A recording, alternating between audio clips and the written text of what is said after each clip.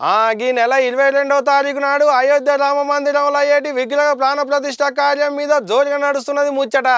ఏడ నలుగురు కూసున్నా ఏడ ఇద్దరు కూర్చొని ముచ్చట్లు పెట్టినా గదే ముచ్చటిని పడుతున్నది. అంతేకాదు భక్తులు ఇక్కడికేంచి అక్కడి రాములోజుకి కానుకలు కూడా పంపిస్తున్నారు.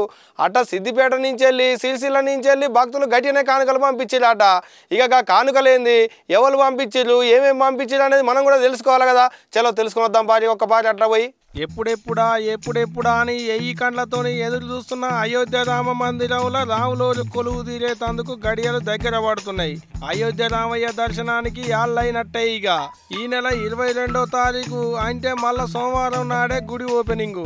అందుకనే రాములోజు దర్శన భాగ్యం కోసం భక్తులు గట్టిగానే ఊర్లు తలుగుతున్నారు. ఇంతమంది పరమ భక్తులు రామయ్యకు కానుకలు పంపిస్తున్నారు. ఇగో గీళ్లను చూడూరి అయోధ్యలో సీతమ్మ కొరకని బంగారం పూత పోసిన బంగారం శీలను నేసిరాట. రాజన్న సిరిసిల్ల జిల్లాలో ఉండేటి హరిప్రసాద్ రేఖ అనేటికి ఆలు మొగలెగ్గి చీలను తయారు చేసింది. ఏం తక్కువ 20 దినాలు తిప్పలబడి మగ్గ మీద నేసిరాట. అంతేకాదు ఈ చీర మీద బంగారం ఎండితోని అయోధ్య రామ మందిరం రామాయణ ఘట్టాల ఇతివృత్తాలను అచ్చుదిద్దిలాట. మంచి ముచ్చటే కదా. ఇక ఇది గిది చూడులి సుశీల అచ్చం అయోధ్య రామయ్య గుడి తీరుగానే ఉండేటి గుడిని నిలబెట్టిండు అట్టపెట్టె మీద. ఇంతకు ఏమిటితోని కట్టిండో ఎరికేనా? బియ్యం గింజలతోని. బియ్యం గింజలతోనే. ఏం తక్కువ 16,000 బియ్యం గింజలని ఓదాని మీద నిలబెట్టి 60 గంటల తనక తిప్పలబడి ఇగో ఇట్ట రామ మందిరం గుడి బొమ్మని తయారు చేసిండట. ఈయనగా బొమ్మను తయారు చేసింది. పేరు గుర్రం దయాకరు. జగిత్యాలలున్న వాణినగర్లు ఉంటాడు.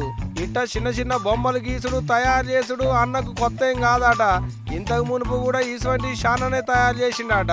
ఇంకో పెద్ద ముచ్చట ఏంటంటే అయోధ్యలో విగ్రహ ప్రాణ ప్రతిష్ఠ కార్యం నాడు ఈ బొమ్మను ప్రధాని మోదీ సార్కిస్తాడట గీ అన్న.